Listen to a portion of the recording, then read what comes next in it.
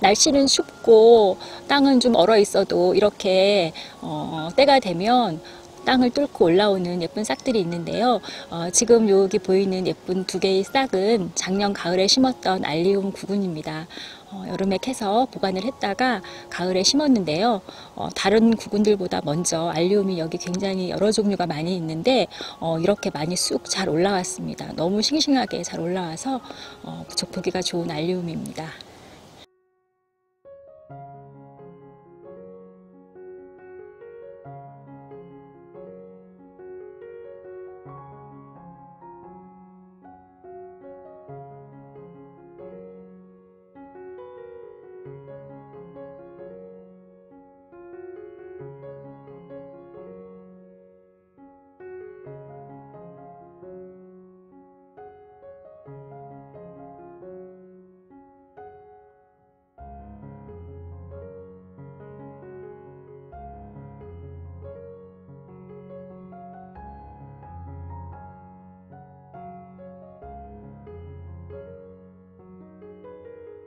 크로커스와 무스카리 싹도 한번 이렇게 올라오기 시작하더니 쑥쑥 자라서 꽤 많이 올라왔습니다. 크로커스는 4가지 색깔인데 다 잘 올라왔고요. 그 옆에 있는 무스카리도 핑크 선라이즈라는 그 분홍색 무스카리인데 무스카리 싹도 잘 올라왔습니다.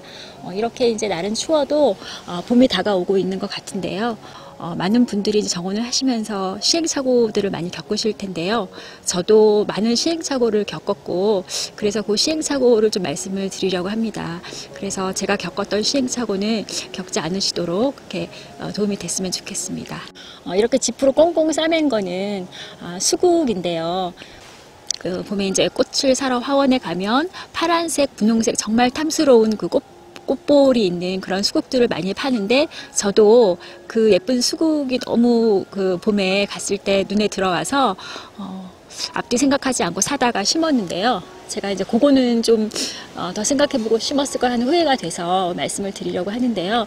지금 이렇게 이 수국은 겨울 월동을 하기 위해서 지프로 이렇게 싸놨는데 노지 월동을 잘 하라고 제가 이제 심은 수국은 보통 많이 알고 있는 그런 전형적인 수국인데요. 수국이 이 월동을 잘 하긴 하는데 이 종류의 수국은 그 뿌리가 월동을 잘 하고 잎은 잘 올라오지만 그 장년 가지, 즉 묵은 가지에서 꽃이 피는 그런 종류로 묵은 가지가 월동을 할 때 꽃눈이 대부분 굉장히 추위에 약합니다. 그래서 남부지방이나 제주도와 같이 따뜻한 지역에서는 매년 꽃이 예쁘게 잘 피는데요. 저희는 지금 중부 지역이고 저희보다 더 추운 지역에서는 월동을 잘 못합니다. 꽃눈이. 그래서 해마다 잎은 잘 나오지만 꽃을 보지 못하는, 그래서 잎만 보게 되는 그런 경우가 많이 생기는데요. 그래서 이렇게 그 월동을 잘 하게 하기 위해서 지프로 싸주거나 아니면 온실 안으로 들이거나 하는 그런 관리를 좀 해야 됩니다. 그래서 저도 사실 작년 같은 경우에는 날이 그 전해 겨울에 따뜻해서 작년에 꽃을 좀 많이 봤었는데요. 올해는 유난히 추웠고 또 그래서 제가 이렇게 짚을 싸줬는데도 이게 잘 월동을 해서 꽃눈이 잘 살아 있을지 저도 지금 조금 의문이 드는데요. 그래서 이 수국이 꽃이 예쁜데 이렇게 관리를 좀 해야 하는 그런 까다로운 면이 있는데 제가 좀 더 알아보니까 수국이 참 여러 종류가 있고 그리고 이렇게 그 묵은 가지가 아닌 그 해에 나온 새로운 가지에서도 꽃이 피는 종류들이 상당히 많이 있습니다. 그리고 그 종류들도 꽃이 굉장히 예뻐요. 색깔도 다양하고 예쁘고. 그래서 이렇게 그 관리를 좀 많이 해야 되는 이런 수국 말고 관리가 좀 편한, 노지 활동이 잘 되는, 꽃눈도 잘 살고, 그리고 당해 연도 가지에서도 꽃이 잘 피는 그런 수국을 심으면 신경을 많이 쓰지 않아도 해마다 예쁜 꽃을 볼 수 있을 것 같아요. 그래서 저는 처음에 잘 모르고 이 수국을 심었는데 만약에 다시 심으라고 한다면 이 수국보다는 그런 종류의 수국, 예를 들어 목수국이라든가 아나벨이라든가 뭐 이런 종류의 수국들은 굉장히 월동을 잘 해서 이렇게 관리를 하지 않아도 예쁘게 많이 꽃이 핍니다. 그래서 그런 종류의 수국을 저는 심었을 거예요. 그래서 수국을 심으시려고 계획하시는 경우에 저희같이 좀 겨울에 많이 추운 지역에서는 그렇게 좀 월동에 잘 되는 수국을 심는 게 여러모로 좀 좋은 것 같습니다. 그리고 또 수국 중에서도 수국이 굉장히 잘 자라요. 제가 키워보니까 굉장히 잘 자라서 제가 가지치기를 많이 해서 너무 크지 않게 자라게 하려고 하고 있는데 외성 수국이 있습니다. 좀 작게 자라는. 그래서 정원이 아담하고 크지 않은 경우에는 그렇게 외성으로 자라는 수국을 심어 놓으면 너무 크게 자라지 않아서 관리하기도 편할 것 같습니다. 그래서 그런 수국을 심으시려고 계획을 하신다면 그런 종류의 수국이 있다는 걸 아시고 좀 다양하게 알아보시고 심으시는 게 좋을 것 같아요.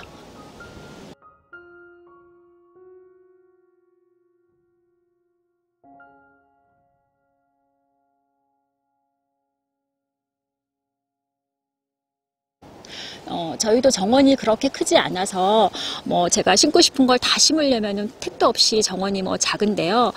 그래도 좀 더 다양하게 꽃을 더 심고 꽃이나 나무를 더 심으려면 같은 그 종류 중에서도 좀 작게 자라는 외성 종류를 심는 게 좋을 것 같습니다. 저도 이제 처음에는 그 외성이 있는지 없는지 그런 걸 잘 모르고 많이 심었는데요.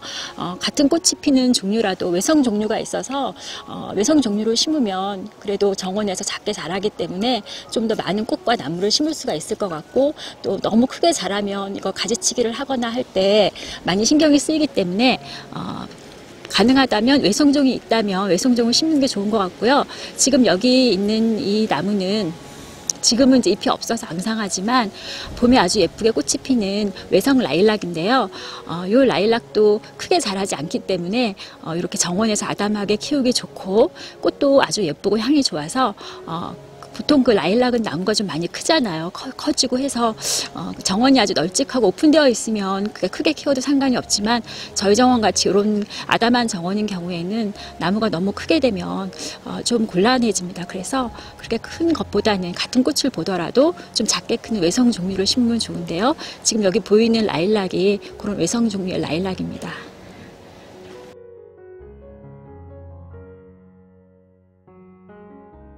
그래서 제가 이제 외성 종류가 많이 있다는 걸 알고 하나 이제 구해서 심은 것이 외성 자엽 안개나무인데요. 이 자엽 안개나무는 꽃이 피었을 때 정말 안개 같은 몽환적인 그런 분위기의 꽃이 피는, 그래서 굉장히 특이한 나무인데 잎도 자주색이 피어서 굉장히 예쁜 나무입니다. 근데 이 나무가 굉장히 크게 자라는 나무여서 제가 정원에 심기가 좀 꺼려졌었는데요. 이 자엽 안개나무가 외성이 있더라고요. 외성이 있는데 그 다른 말로 릴라라고 하는 품종의 그런 외성 자엽 안개나무인데 심은 지 얼마 되지 않아서 아직 작긴 하지만 이게 이제 커집니다. 커져도 외성이기 때문에 보통 그 자엽 안개나무보다는 작게 자라서 이렇게 정원에서 아담하게 볼 수 있는 그런 종류입니다. 그래서 이런 식으로 외성을 심으면 참 좋습니다. 이건 부틀레아라는 그런 꽃나무인데요. 이거는 이제 서머 라일락이라고도 하는 보통 일반 라일락 꽃이 지고 난 이후에 라일락처럼 예쁘게 꽃이 피면서 향기도 좋고 그 꿀이 많아서 벌과 나비도 아주 좋아하는 그런 나무인데요. 제가 요거는 외성이 있는지를 모르고 그냥 일반 부틀레아를 심어서 이제 계속 가지치기를 해서 작게 굉장히 잘 자라더라고요. 이게 작게 이제 하면서 키우려고 하는데 요 부틀레아도 외성종이 있더라고요. 그래서 부틀레아가 정원에 있으면 굉장히 향도 좋고 해서 키워볼 만한 나무인데 너무 크게 자라기 때문에 그런 외성 부틀레아가 있으니까 이것도 외성으로 심으면 참 좋을 것 같습니다. 제가 진작 알았으면 외성을 심었을 텐데 나중에 그걸 알아서 저는 이제 일반 부틀레아를 심었는데요. 가지치기를 계속하면서 키워야 될 것 같습니다. 지금 이 보는 나무는 아주 이른 봄에 예쁘게 하얀 꽃이 피는 매실나무인데요.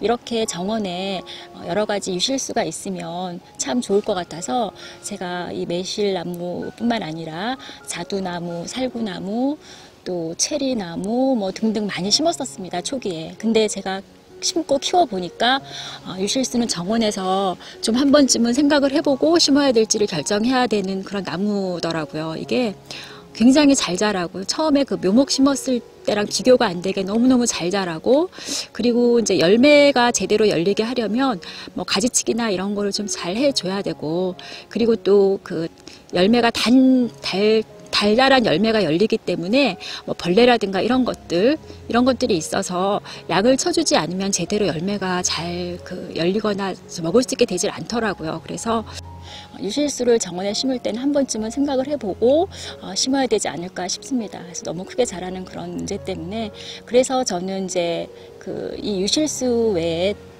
또 먹을 수 있는 베리 종류가 많이 있는데요. 그래서 이렇게 크게 자라는 유실수보다는 정원이 아담하다면 작게 자라면서 열매를 따먹을 수 있는 그런 베리 종류로 심는 게 오히려 더 낫지 않을까 싶고요.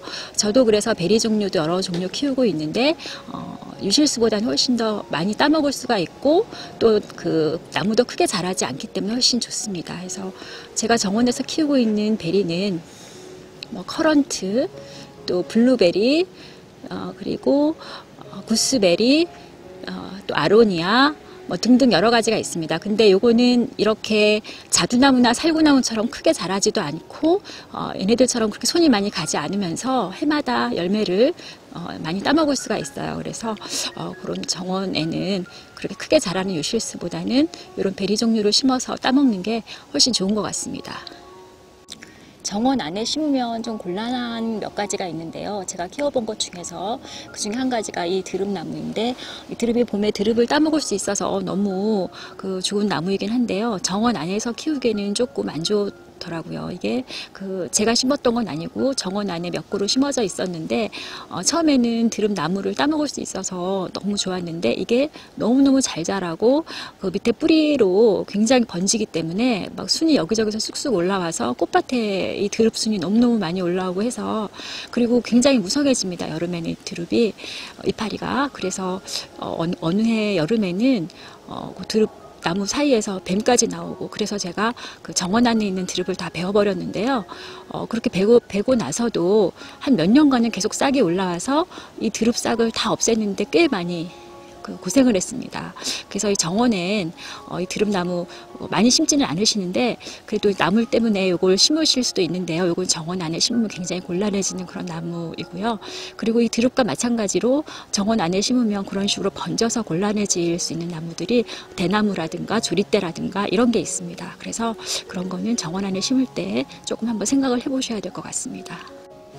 이른 봄에 아주 예쁘게 꽃이 피는 명자나무인데요. 이것도 정원 안에 있던 건데 제가 정원 안에서 키우다가 너무 잘 크고, 또 이 명자나무가 드릅과 마찬가지로 가시가 있습니다. 가시가 있고 또 밑에서 싹들이 많이 올라오고, 그래서 많이 가지치기를 하면서 키우다가 너무 자리도 많이 차지하고, 꽃도 봄에 잠깐 피고 1년 내내 계속 이파리만 있고, 그 다음에 이제 가시가 있어서 굉장히 다른 나무들을 손질하거나 꽃들을 이렇게 보살필 때 굉장히 이 가시 때문에 고생을 많이 했어요. 그래서 제가 요거를 이제 뽑아서 밭 가장자리에 심었는데, 이런 식으로 이 명자나무는 이렇게 울타리처럼 생 울타리용으로 하기는 참 좋은데요. 정원 안에서 이렇게 꽃을 보면서 키우기에는 조금 저는 그랬습니다. 저는 그렇게 좋지는 않았어요. 그래서 이렇게 이제 밭 가장자리에 심어놨는데, 가장자리에서 매년 봄에 이렇게 예쁜 빨간 꽃이 피어서 좋습니다. 이렇게 가장자리에 심어 놓으니까. 물론 개인적인 호불호에 따라서 이제 정원 안에서도 보실 수 있겠지만, 제 경우에는 요 명자나무를 자리를 많이 차지하면서 키우는 것보다는 또 다른 꽃들을 더 많이 키워보고 싶어서 이렇게 밖으로 뺐습니다. 이게 외에도 또 노지 활동하는 걸 잘 몰라서 무화과 나무 심었다가 또 얼려 죽이고 이런 적도 있었고 한데요. 이렇게 좀 시행착오도 겪고 하면서 또 정원을 가꾸는 게 나름대로도 또 재미도 있고 합니다.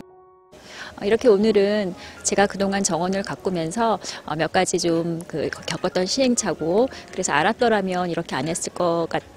몇 가지 점을 말씀을 드렸는데요. 그런데 이제 정원을 가꾸다 보면 이런 시행착오도 겪게 되고, 또 그렇게 시행착오를 겪으면서 시간이 지나면서 정원이 점점 나만의 개성이 있는 정원이 되어 갑니다.